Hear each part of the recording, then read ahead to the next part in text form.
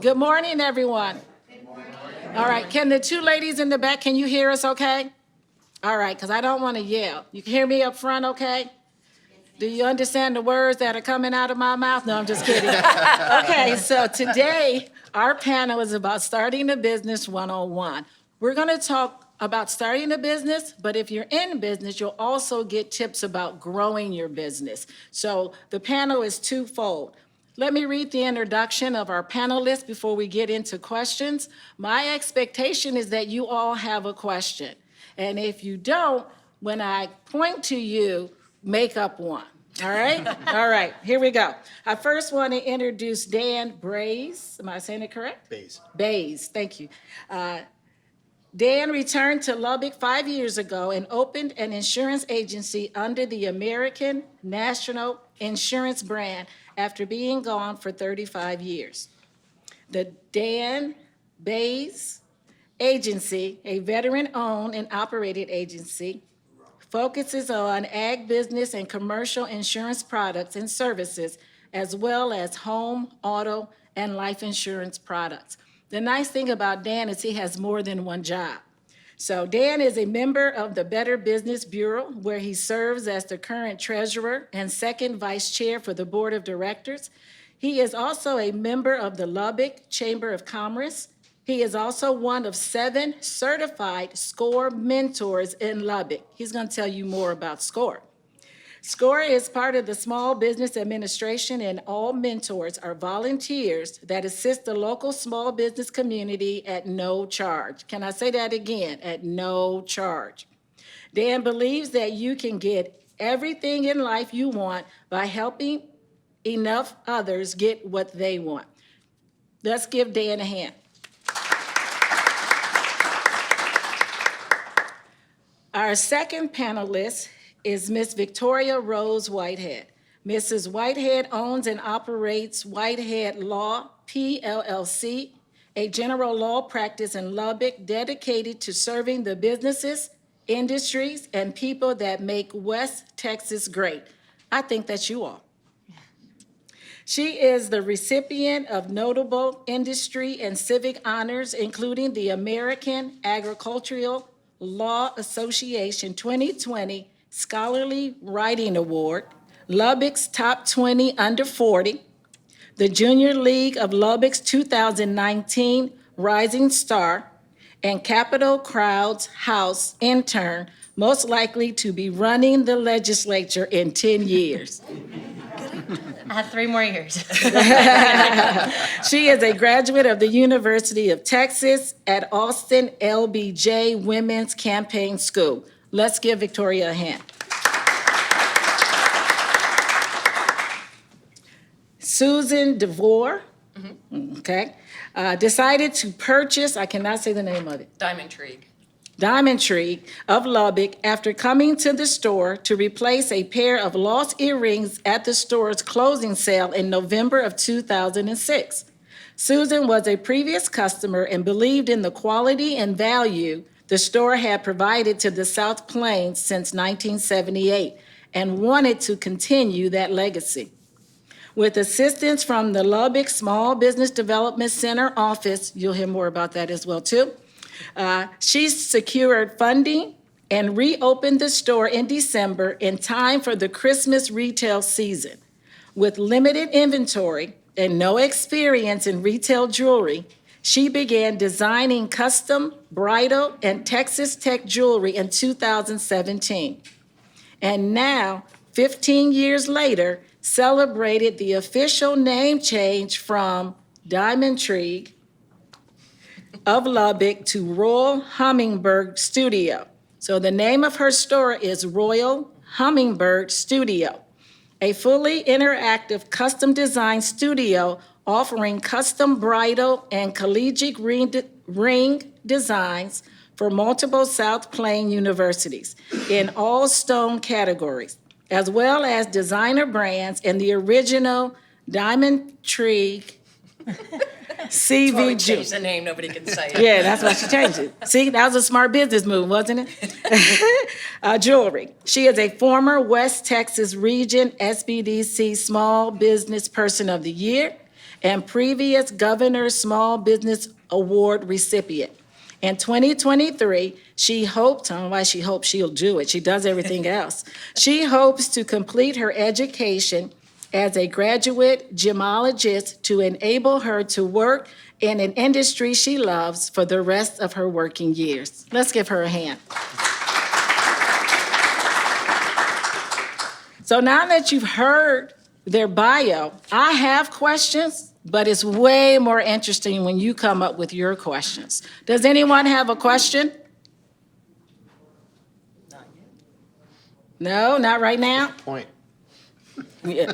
You look like you have a question. I'll start with what I have.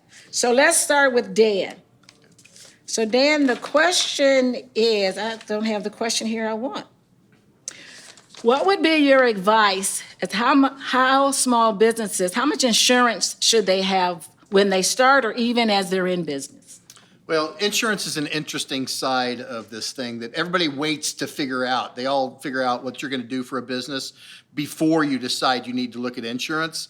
I highly recommend you look at insurance early because what happens is businesses get in this mode of, I'm going to do this, and I'm going to list it all on my website.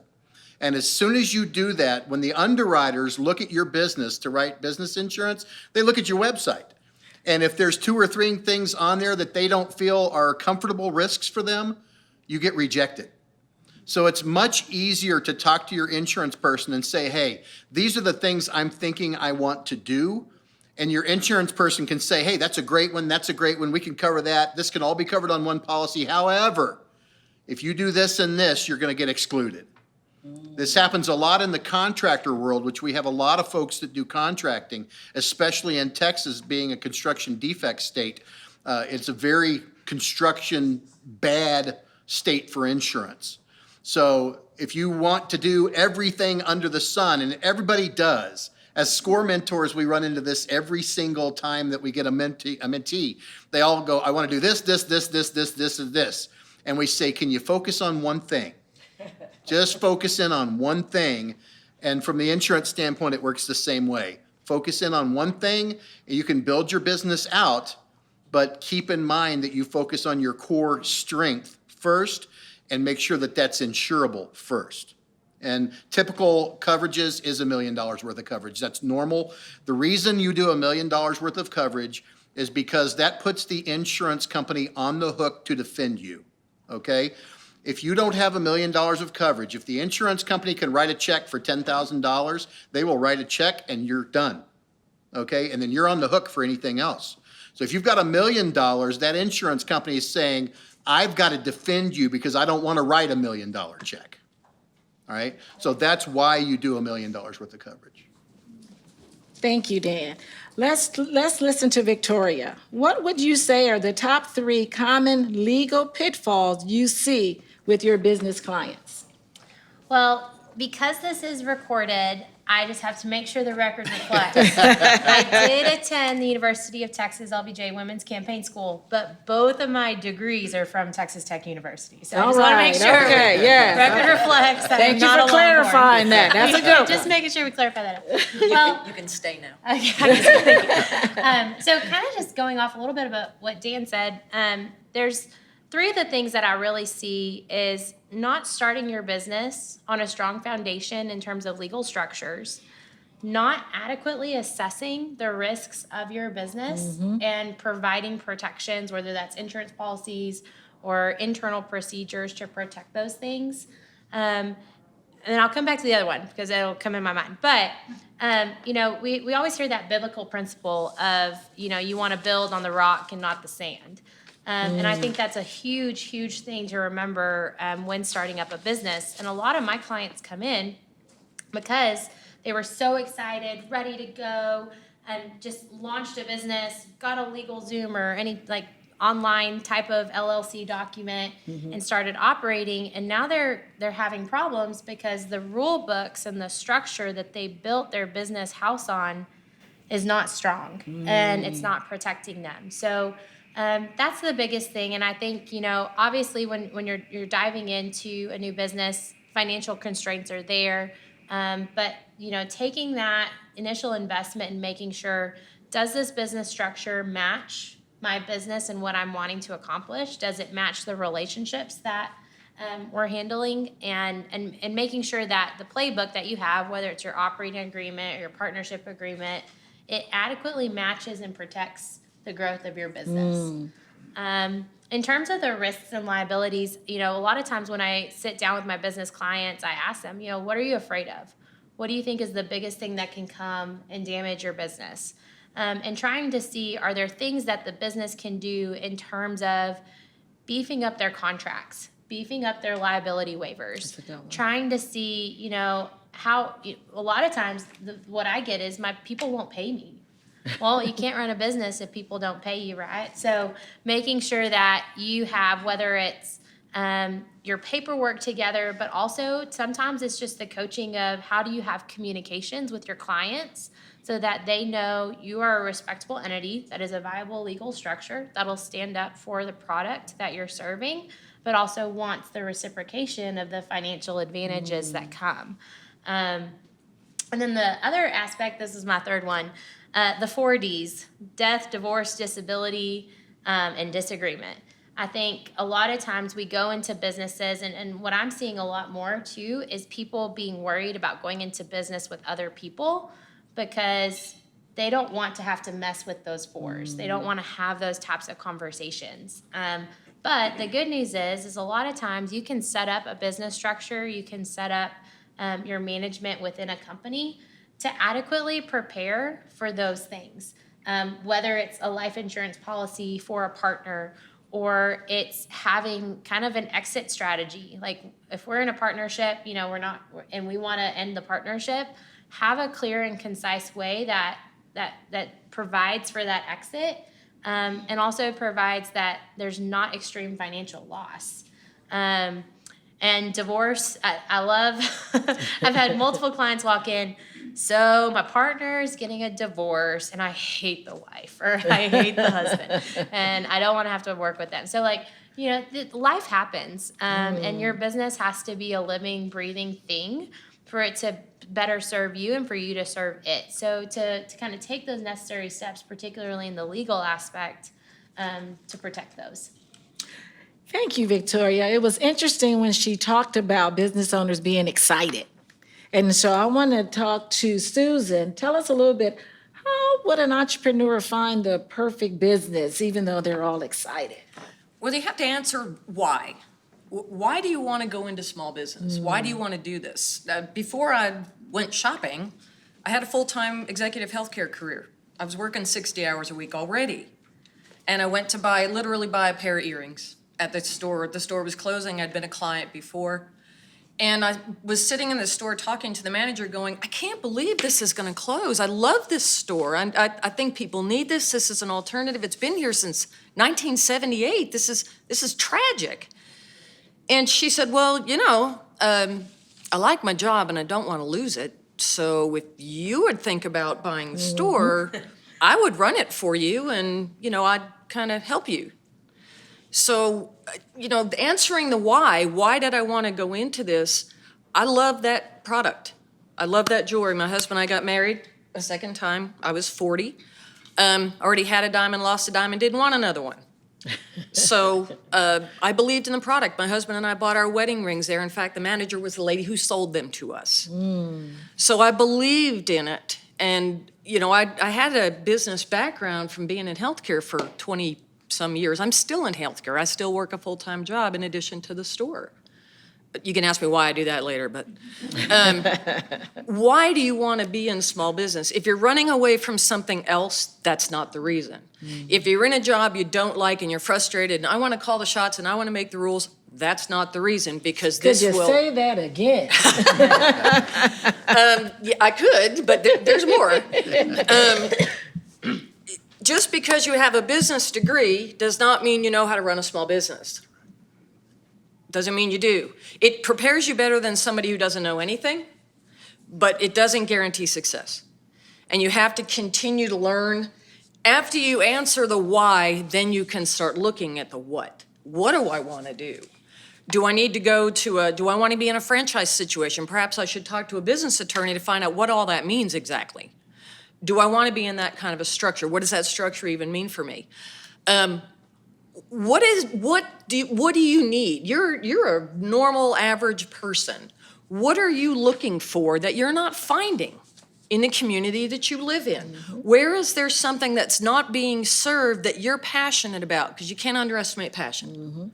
You have to be passionate for what you're doing. My brother-in-law was in sales his whole life, and he asked me when he found out I bought a jewelry store, he said, what did you tell people about jewelry? At first I said, it's pretty. That's pretty much all I knew, other than I knew I loved jewelry. Jewelry is art, it's wearable art.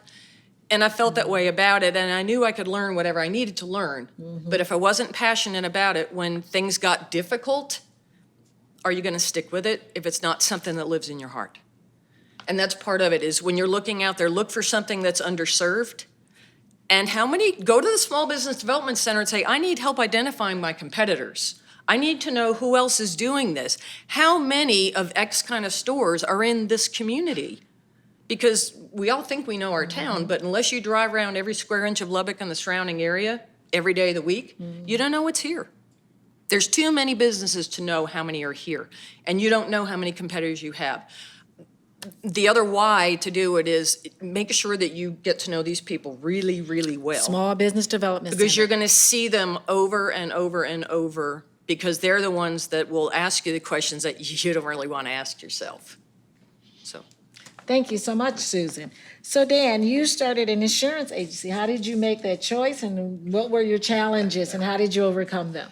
So I shouldn't really tell you this, but I was in corporate America. Remember, we're being recorded. I know, we're being recorded. Yeah. I was in corporate America, and you reach a certain age in corporate America where your career will implode. This happens. Corporate America will chew you up, spit you out, and be done with you. Well, that's what happened to me, okay? I was in high-tech robotics for many, many, many years.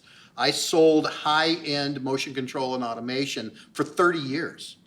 And ultimately, I made too much money, and I ended up losing my job. And you get to that point where you're an expensive asset for somebody to hire. So I had been talking with an insurance recruiter for about 3 years before I pulled the trigger on this. I really liked the guy. He was excellent. We developed a friendship, and finally one day I just said, you know what? It's time. It's time. I was originally going to open my business in Round Rock, Texas. That's where I was living at the time. I had lived in I lived in San Francisco Bay Area for 25 years. That's where I cut my teeth in sales in Silicon Valley. And then I lived in Austin for 10 years. And then I came back to Lubbock because right when my career imploded, so did my marriage. So it all comes together at the same time, obviously. My mother was in assisted living here in Lubbock, and I said, you know what? I think I'm gonna go up to Lubbock and take care of Mom. I'm gonna go home after a long time. So I went home and started the agency. Lubbock has been fantastic for me. And the agency's been good. The things I do outside of that, the Better Business Bureau, the SCORE, the Chamber, it's all been very, very good. And I will tell you, as a business owner, being engaged in the community is number one, first and foremost, the thing you've got to do. So that's how I got into insurance. And fortunately, when I was doing my internship down in Austin, I said, you know, I'm going to Lubbock. And they said, oh, I don't know if that's going to work. Because I'm the farthest agent from our group. They're all based in Austin, and I am the absolute farthest away. And a lot of agents don't survive with their agencies. So they said, gee, I don't know if this is going to work out. You know, you go to Lubbock, if you write a bunch of home and auto policies, we're not going to be able to support that from Austin. It just won't work out very well. And I said, well, you know, ag is big in Lubbock. We got a lot of ag up there. And they said, well, that's true. And I said, you know, in commercial, I can focus on that. I've been doing business to business sales for my entire career. And they said, okay, you know, that makes sense. Let's focus on those two areas.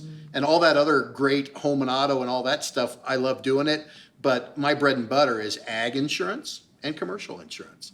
And they said, even if you don't survive, we can support that business, right? Because it's a different mindset. So that's how I ended up in insurance in Lubbock. And it's been very, very good. It's so great to hear your story because you touched on a little bit about what Susan said. You knew the area. Yeah. And so when they said, hey, we're not going to do auto and home, you were like, hey, there's another area. There's a gap in the market, that his insurance agency feels. And so, excellent. I'm so glad you shared that with us. So Victoria, you're another one who worked for law firm and you went out on your own. How did you attract new customers? So I've worked at the legislature, honestly, the past 12 years developing relationships and served as general counsel for a 16 county government entity. But I started my first business at 14 with my family's business in Hereford. We were in the fed beef cattle industry in trucking logistics. And for me, I could not mentally match salary and work output. Like I had that small business aspect, and the salary aspect of everything just killed me. I didn't want a salary. If I worked harder, I wanted compensated for that. So started my business, and honestly, I had this conversation with my husband, and within a month launched it. But one thing that was a good foundation for me was I was very involved with the young professionals at the Lubbock Chamber of Commerce, and currently serve as the chair of young professionals and serve as a member of the board. And I can say honestly, within that first year of launching my business, almost 90% of my clientele base was chamber members. Excellent. And so the other thing is too, like what I've focused on too was not providing the traditional law firm product. So you normally call a law firm and you might get a response within a couple weeks, then you get intake, and like 6 months down the road, you're finally getting stuff done because it's just a big operation. Now, some businesses are so large that they need that kind of structure and that kind of support. But for me, I wanted to provide the small business aspect. And what I found at the chamber was a frustration and a legal need for that, and I networked it. Networked it very hard, and especially was focusing too on the younger businesses. I think a lot of times people think young professionals, they think people right out of college. I'm 32, I have 2 kids, I run my own business, I'm still under 40, I'm a young professional, but most of the young professionals in town, we're 30-year-olds running small businesses. But people were sleeping on that. They weren't focusing on how to serve those entities. So really networked that area and tried to help them, because to me, I also have just this pure aspect of wanting to see, I want Lubbock 2080 to be amazing. Okay. And so what are the small businesses today doing to help make sure that that's the case? So trying to focus on how can I invest in my legal practice and these other businesses to help them grow. And it's a lot of hustling in terms of hey, husband, I got to go to another happy hour, or I'm going to this chamber thing, or I'm doing this thing, or I'm going down the hall, we're going to have lunch and different things, and understanding that networking aspect, but having those skills too, I think was really one of the triggers to help that. Thank you for sharing that. And I love her point about being a part of an organization. A lot of time, your networking and her customers came organically for her. Marketing is extremely important, but organically growing your business is actually a great way as well. And so it's about the people you know, the organizations, the networks that you're part of. So I really appreciate you bringing that point out. And so Susan, can you share a little bit about how did you survive the pandemic? Because as a jewelry store, I'm sure it had an impact on you. So could you share a little bit about that? Sure. COVID gave us an opportunity, and that seems strange to say, because when we first got the word from the city that we were going to be closed for 6 weeks, that was right in the middle of one of our busiest seasons of the year, our Texas Tech College Ring season. So we had 2 choices. We could go, oh my gosh, this is terrible, this is horrible, what are you going to do? I'm not that person, because there's always something you can do. Number one, we had to decide, it's going to be temporary. We know it's going to be temporary, or at least we think we know it's going to be temporary. And we are going to continue to do what we do for the people that need us. We're just going to have to find another way to do it. So the first thing we had to do, of course, was to make it safe for people. Well, I can let people in the door, one person at a time, which you cannot do at the Walmart or Target jewelry counter, by the way, but we'll talk about that another time. But we said, well, if you have something broken and you need it repaired, we can pick it up curbside for you. Okay. That we can absolutely do. Virtual design services. I called the technology partner and said, I'm about to be closed down for 6 weeks in the busiest season of my year, and I custom designed Texas Tech rings with software, interactive CAD software. How can you help me do this while we're closed? And they said, oh, well, we'll just make you a virtual environment. Oh, that sounds like that would take a really long time. No, it's actually already available. Excuse me? So literally overnight, we had an environment that we could work virtually and say, you know what? I put a video on my website that said we are closed, but we can still do design. Send us an email. We'll set up a time with you, and we'll do a Zoom session where we'll dial you into the environment, and you can be designing with me just like you would if you were here in the store. If you'd have asked me when we first got that, that message that we were going to be closed, I imagine there were a lot of people that were sitting going, we were close to the line to start with. Here we go. This is it. This is the end of it. You're not going to kill my dream that fast.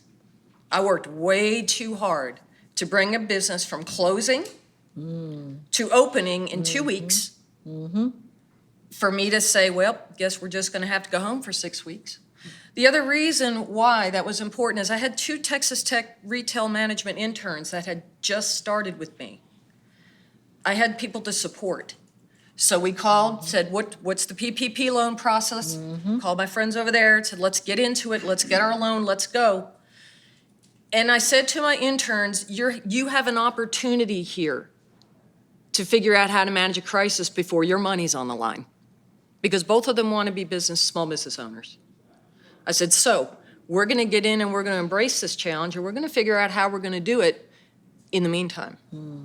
And we're not going to give it up, because at some point, it's going to come back open again. We just had to figure out how to get from point A to point B.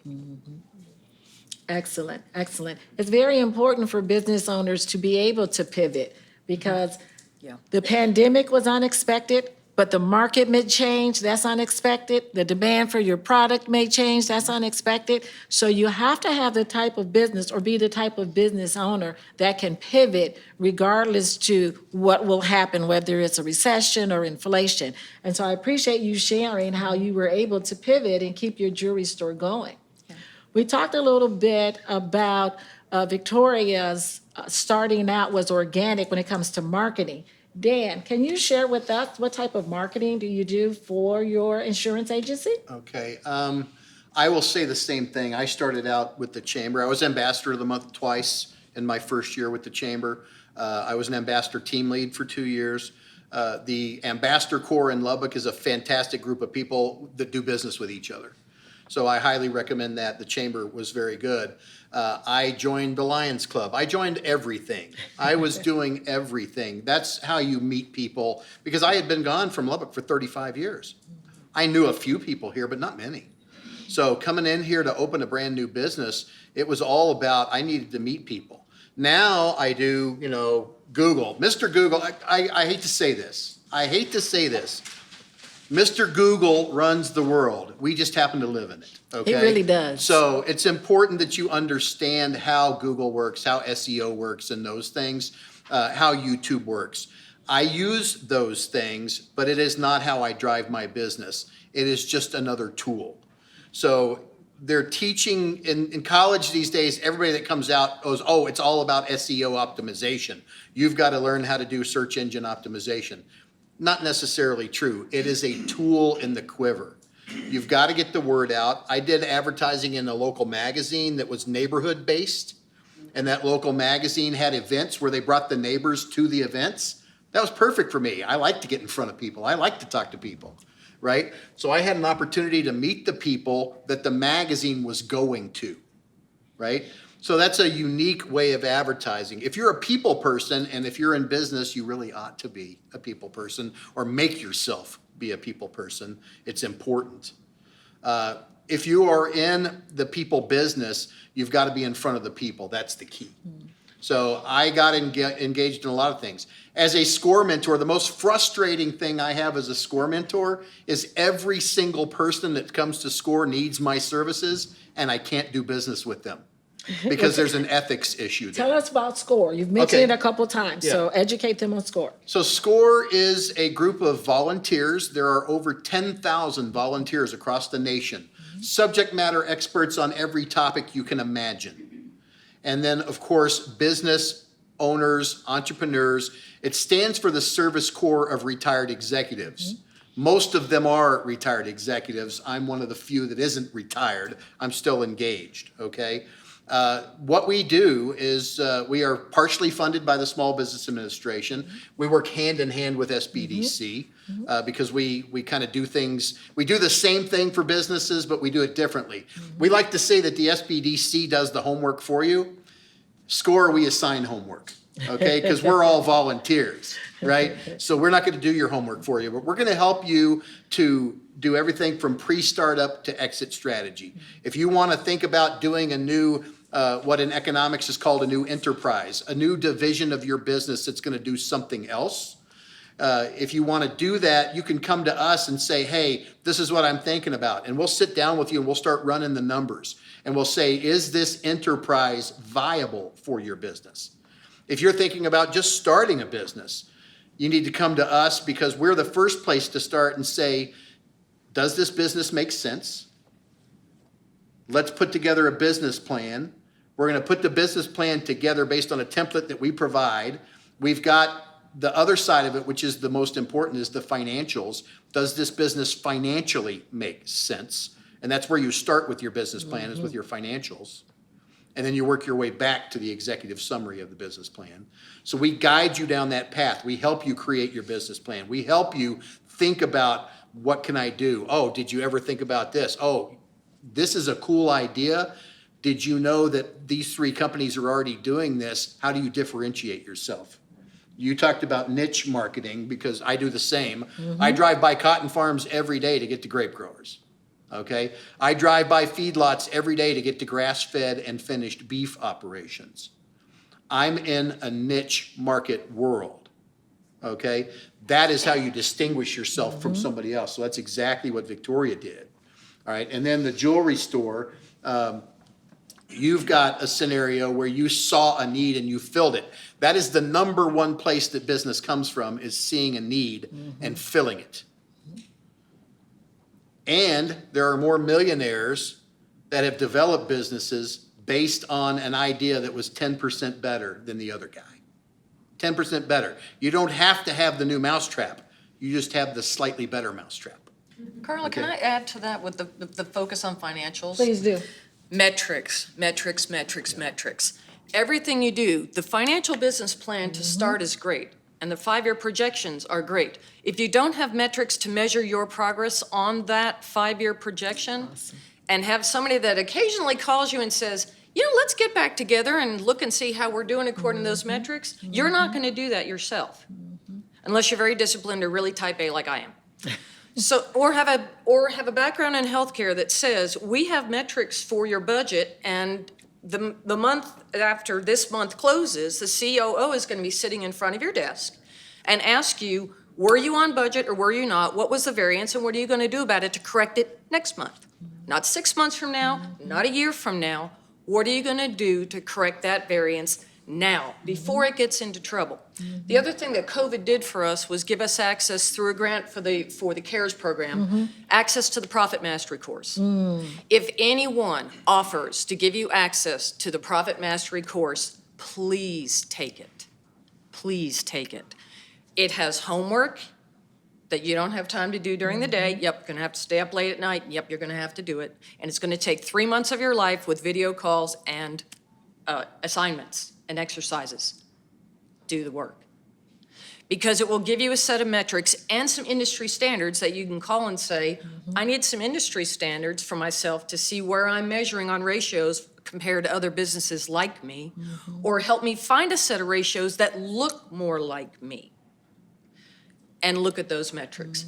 And don't, if the metrics are not going well, don't put it aside. That is absolutely the time to pull it out and dig deeper, to look at it. So the finances are great, but you've got to have a way to measure it going forward, because you don't want to wait till the next 5 years to do another set of projections going, well, we can't project what we did 5 years ago. You mentioned to go into product mass report. Could you say the name again, or What is it? Oh, profit mastery. Profit Mastery. Okay, gotcha. Thank you. It was offered through a grant from Small Business Development. It was a COVID CARES initiative, and it was put out there, and I was a little shocked to hear, because I after I finished it, I emailed, said, this is the best thing ever, and I will not only do it, but I'm going to sign up every year to have access to it again so I can refresh my memory on a regular basis. I was shocked to find out that a lot of people who started didn't finish it because it had homework. It had homework. Yeah, small business is all about homework. Yes, How sir. often do those laws change? And you mentioned going back every year. Is that something that's constantly evolving, that you need to stay on top of it? Well, it was a small business initiative. I think we were talking about the CARES initiative. And Carla could speak more to it because I don't know enough about it. I just was a beneficiary of it because it was offered to me, but. Yes, the CARES initiative was funding that the federal government provided to the Small Business Administration and probably SCORE. Did you all get funding? No, we don't No. get money. All right. Oh, that's right. Funding that we used to help businesses that were affected by the pandemic. Our money runs out September 30th. So you want to reach out to your Small Business Development Center, me, and then Randy back there is also part of the Small Business Development Center, and we have consultants that can work with you and talk about ways that can be helpful. And you're still able to sign up for that if you've done PPP, any other federal assistance? This is still separate from that? Randy, is it?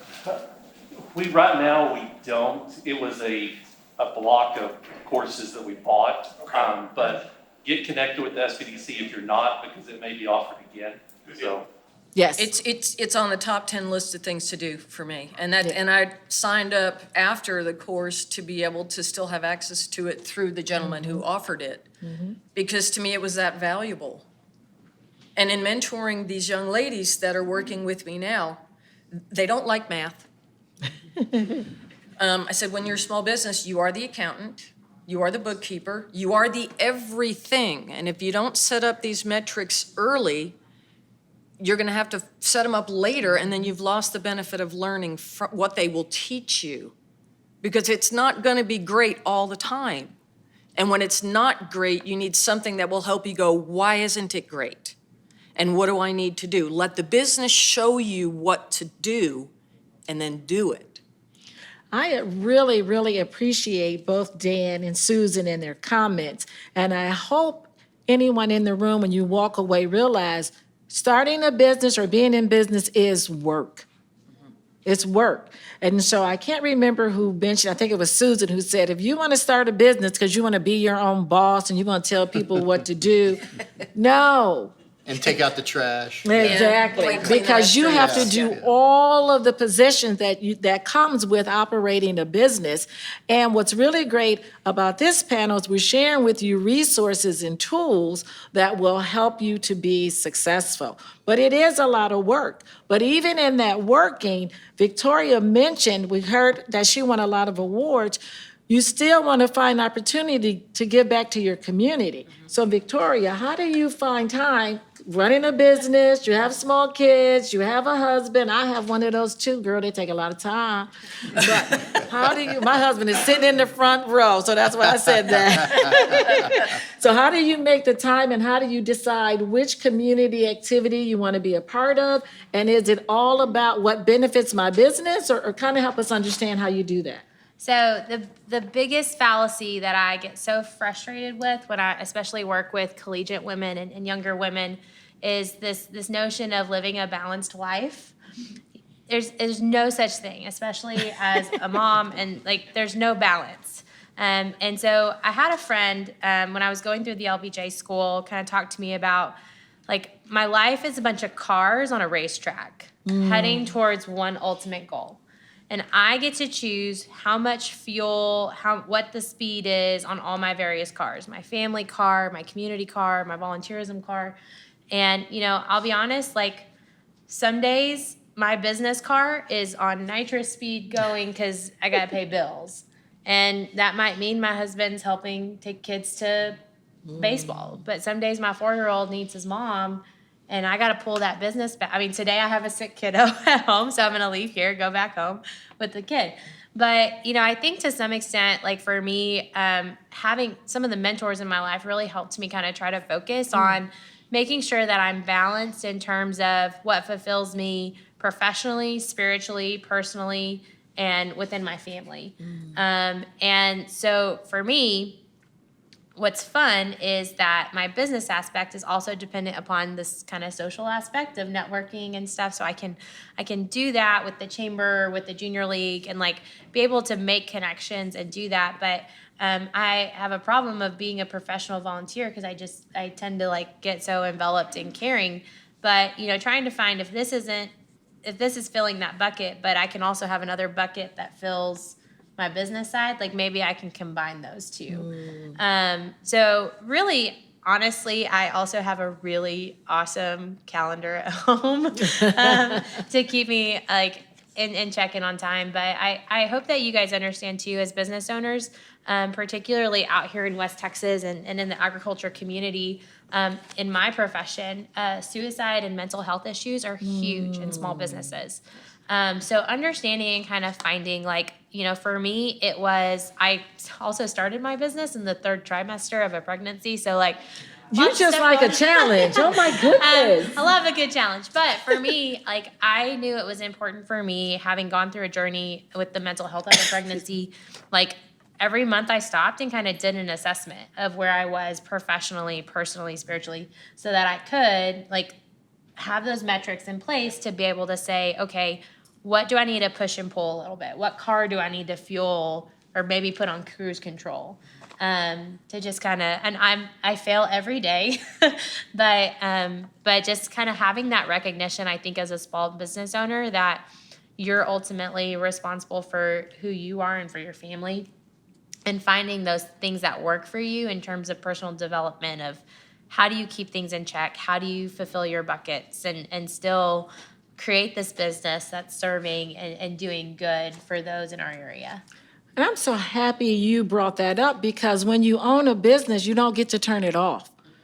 So when you have a job, if you end, you know, my job ended at 5:30, but my husband will tell you I don't get to stop, but you don't get to turn it off. And so being able to manage that is important. Mental health is so important because it's your self-care. It's hard to operate a business. It's hard to network and be kind to people. It's hard to be on time when you have to do all of this if you're not taking care of yourself. If you're not exercising, eating right, doing the mental checks, as she said, you have to find that time where it's just for you. Because regardless to who you are, you only have 24 hours in a day. But how you feel those 24 hours is up to you. So I'm gonna give the panelists an opportunity to give one tip. If you had one tip that you would give to the audience here, and if I could just take a poll, how many people in the audience are in business already? Excellent, excellent. And how many of you are looking to start a business? Excellent, excellent. I again want to reiterate that you have resources, whether you're in business or you're looking to start. It is imperative that you have a mentor, a coach, someone that holds you accountable to your results. Because for us women in the room, maybe men, if you look at weight loss, if there's nothing to hold you accountable, if you're not getting on the scale or counting calories or whatever your methodology is, it just falls by the wayside. So I want to say, fortunately, your tax dollars has provided for free resources like the Small Business Development Center, like SCORE. It's not free, but your chambers. So you want to make sure you scope out those resources. But I'm going to stop and give our panelists, who are business owners as well as mentors and community activists, an opportunity to share one tip. And because I'm a chauvinist, I'm going to start with Victoria because she's a lady. We'll make Dan last. That's okay. I kind of gave a lot of tips, and obviously the aspect of like legal service is not free. Say it again, say it again. Legal service is not free. Exactly. I get paid. No, I'm just kidding. But, invest in yourself, the necessary resources to protect yourself. I can't say enough how much people walk into my office and they think like, oh, it's gonna be $5,000, $10,000, like all these things. I'm like, oh no, what you need is it's like $400. What are you talking about? And they already set themselves up for failure. They never walk through the door because they think it's not attainable or accessible. But I can tell you that little $400 fix for that client has ensured that client got paid from like 3 6-figure contracts. And, I should probably charge more, but no, so just be kind to your lawyers too. But before I let you leave on that tip, share with the audience, how do the legal issues facing a new business change over time once the business is up and operating? So I think that's, that kind of falls into this discussion of like making sure you have your metrics and your checks. Okay. So for example, you start your business, you might have a partner, then you bring on an employee, then you lease a place, then you maybe invest in a property to run your business out of. Then you start getting into bigger contracts with people who are wanting to, so as you're navigating these different things, there are those are typically growing and larger legal issues that could face your business. So while as I started my business, just me, hiring a paralegal, hiring an office manager is gonna thrust me into employment law. Mm-hmm. It's gonna thrust me into HR issues and different things like that, and things that I have to be concerned about. Or, moving into, like, I started my business out of my house, but now I'm a tenant at a facility. So your legal issues will change with every step. So it might not have been the first legal issue that you had when you opened your business, but those things do change and grow. But how did you decide when to hire, and how did you manage your business so you could pay a paralegal and an employee and rent? Like, how did you decide all of that, and how did you know when to pull the trigger on those things? So I'll be honest, I'm actually navigating that right now. Okay. Because I got to a point in my small business a couple weeks ago where I was like, I'm turning down money because I physically can't do it all. And I'm putting myself now stuck to where I was at the salary job, and that's not the goal, right? Right. Like, the goal is to grow a business. So I'm fortunate that I had a mentor through the YWCA of a banker, and sat down with her and was like, what does this look like? Because obviously bringing somebody on that's bringing on a payroll, that's like I gotta make her payroll, right? So kind of navigating those discussions and the risks, and honestly, I think just evaluating my business and feeling confident as a business owner that I have those relationships in place that I can call on. I can, send an email out to the chamber board and say, hey, look, I'm growing. I really need some, I did that once when I started, and it boomed my business. Excellent. So, kind of finding those metrics, but also being able to have that leap of faith as a business owner to put your imposter syndrome aside. Have a leap of faith. If you have the talents and the skills, just test the waters and do it. And the awesome thing, what I heard Victoria say, was plan. Have a plan. So even though you start your business, and people, Dan mentioned it, we'll talk about a business plan, have a business plan. Well, that's an evolving document. It's not a plan I write and just put on the shelf and say, hey, I got a business plan. It's been 5 years. When the last time you looked at it? 5 years ago. So having a plan because you want your business to grow. So Susan, before you give your tip, could you share your journey of when you brought on an employee, and now you started with overhead with the retail store, and now you want to add another one. She didn't say she wanted to add another one. I'm saying that. I'm just speaking it into existence. But share with us, how do you make those decisions, and how do you know when to pull that trigger? It is very difficult. It's very difficult because you want to be sure if you take someone on that they're going to be able to continue to have a job, that you didn't bring them on too early and then 3 months in go, I'm going to have to let you go. That would be the worst day for me, honestly, is to get someone excited about my business, train them up, Because you can't just bring somebody in a retail jewelry business and they're selling jewelry. That doesn't work.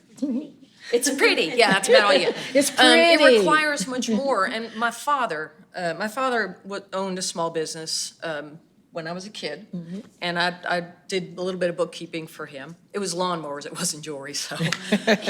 But he said to me once, no one will ever love your business or care about your business like you do. So the key to growth is not checking out and trusting people to run it for you. Your passion, your vision, your ability to make change and make decisions on the fly. Don't trust those things to even a manager that's been with you forever. No one knows your business like you do. So key to growth there is going, am I here enough to make sure, I mentioned I work full-time still.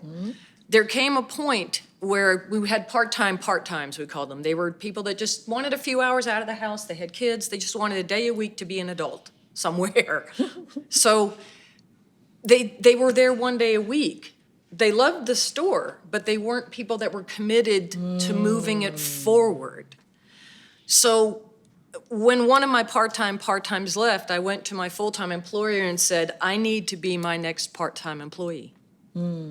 And I still am committed to what you do. I'm still with him. I manage a physician practice. I said, but I need to leave at 2:00.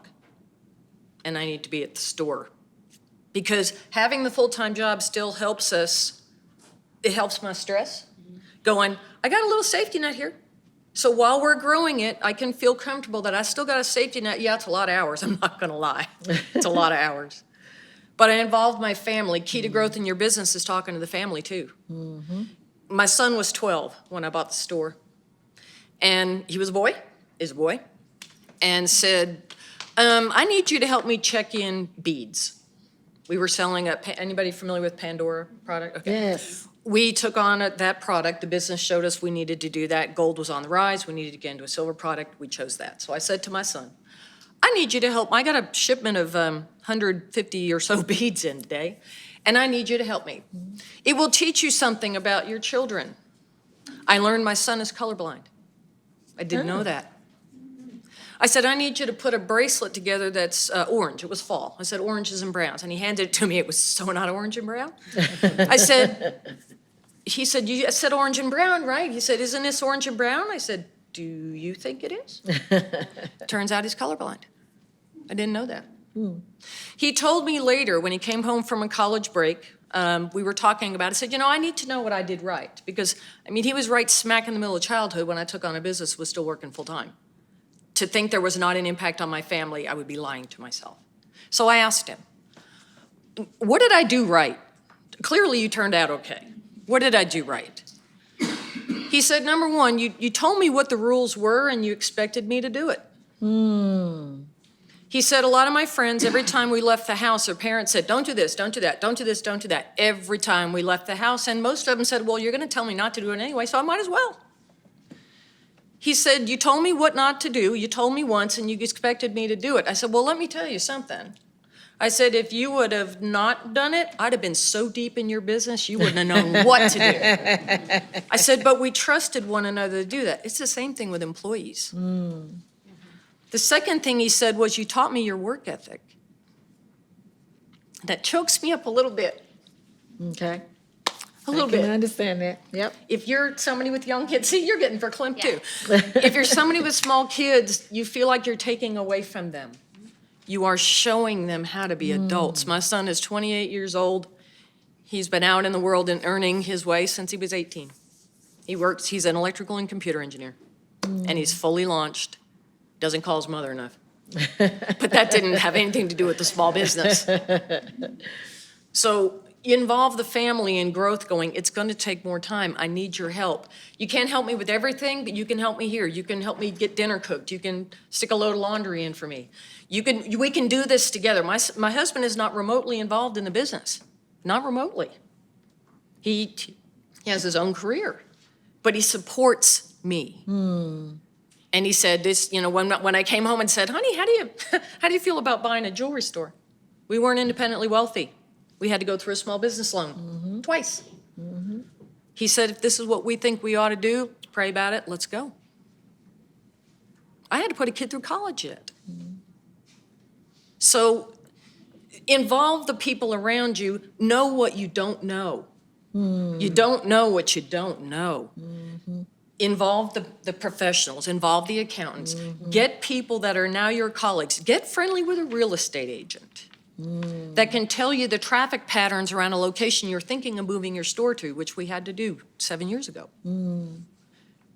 Reach out to the people that can help you. You cannot do it all. And that's the key to growth, because you can't grow it. There'll be a point where you'll go, I can't do any more by myself. Exactly. And know when that is, and reach out and make those connections. I appreciate that. I think that's an excellent tip, because when you start your business, you think it's just you. No, it impacts your whole family. So that was really great. I don't want to take too much time. I'm going to give Dan an opportunity to share his tip, and even share, if you have employees, what was your point? And if you don't, why did you decide not to bring an employee? All right, well, my employee is down at the table right now, so she is fantastic. She's my right hand, and I am blessed to have her. I'm part of an organization here called Master Networks. Master Networks is a networking and referral group. I know them. We're a national organization. We have members all over the country, about 4,000 members nationwide. Lubbock, we have about 65 members, and we teach Entrepreneur 101. You mentioned business degree being kind of a baseline, but really not everything you need to know. In business school, and I actually have a business degree. I have a BS in business with emphasis in sales and sales management. After 30 years of being in sales before I got my degree at the age of 51. I didn't learn Entrepreneur 101 in business school, okay? Entrepreneur 101 is not taught in business school. You need to find somebody that teaches you that, all right? It's very important. We teach the 5 master skills: thinking, targeting, tracking, timing, and team building, which is building on your team, and then the master skill of networking, which is important, especially in Lubbock, Texas, where we are face-to-face type people, okay? Lubbock is a unique entity in the world, and that we like to do business with each other, okay? So it's important that you understand how to network and how to be that person. But we teach Entrepreneur 101 because it's not taught in school, right? You're not gonna get that. And let me just share with you, what do business coaches have that the rest of us ought to have? Every one of them has a coach. Every business coach pays to have someone coach them, all right? And typically it's multiple people that they pay to have coach them. So it's important. You mentioned having that mentor, that person that you holds you accountable. Well, that's what those coaches do. So it's important that you have those people in your life. Now, when you go to hire your first person, we teach this very clearly. The easiest thing to do is to go, look, here are 15-minute blocks of my day, and do that for like 2 hours, and write down, what am I doing this 15 minutes? And then you look at those blocks and you go, could someone else do this and free me up to do something that makes money? Okay? If that's the case, then you find the person that can do those things that you don't have to do, that free you up to do what you do best. Okay? Retail's a little different world, but. But it's the same. Yeah, That's yeah. exactly right. Yeah, so the first person we typically say that you should hire is an administrative assistant of some sort to take care of the day-to-day minutia stuff that doesn't generate money for you. Okay? If you can do that, and that's where I started. My first employee is an administrative assistant. She's part-time. It's a perfect fit for her. I don't need her more than 20 hours a week. It's perfect for her. She doesn't want to work more than 20 hours a week. So it's a great fit, right? But she also got life insurance licensed because I said, you know, we could grow this business in this realm. And you could benefit from this. Hire an intern.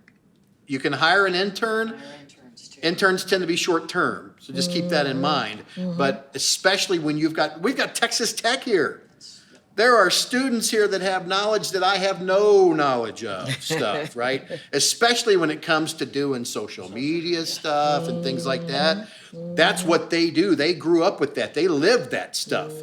Can I hire them to do some social media, Facebook posts and stuff for me? Absolutely. You sure can. And they're cheap. So, And if you yeah, need employees, it's like trying them on for size. yeah. You know if you can work with them, both of those interns now work full-time for me. And we're gonna need to close, but I'm gonna let you finish your thought. I don't wanna cut you off. Just take advantage of the free services. Take advantage of SCORE. We are here to help. It's score.org. I put the flyers out for you. That's just part of what we offer. We have an office here with SBDC. They're nice enough to give us an office. And we do basically starting a business 101 and all the way to exit strategy. We'll help you plan how to get out of your business ultimately. We'll help you start it, we'll help you end it, and we'll help you with everything in the middle for free. Now, we can be a little brutal, all right? We have all been in business.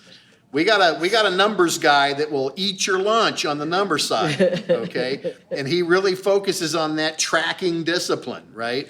But also SBDC, we will also transfer you to them and say, hey, they need some help figuring out their markets, things like that. We've got access to SBDC directly, so we can work together to guide your business and grow your business. And we do need to come to a close. I laughed when he said, sometimes they're brutal, but sometimes we have to tell you your baby's ugly. Because if we don't tell you, you won't dress them up. You'll be carrying them around like they cute. No, they not cute. And so we want to help you with that. I really appreciate your time. I believe we're going to have a 45-minute break. If there are questions that you did not get to ask, or if there's someone specific, I believe most of them will be around. We know Victoria has a sick kid, so be sensitive to her time. But, okay. But Brian, is there anything I need to say to end? No, we've got the vendors downstairs too, great, pieces of information down there, so please take advantage of this time. We want you to kind of get the information that you're looking for that can help your business, and that's why we provide this rather than having you sit in rooms all day long. But we want to thank our panelists, we want to thank our moderator, thank you all so much for these moderators and panelists, and you guys that are starting businesses and have businesses, you guys will make Texas great, and we thank you for that. I wish. Thank you, everybody. There was a book that Thank said, you. how do you start a business and work for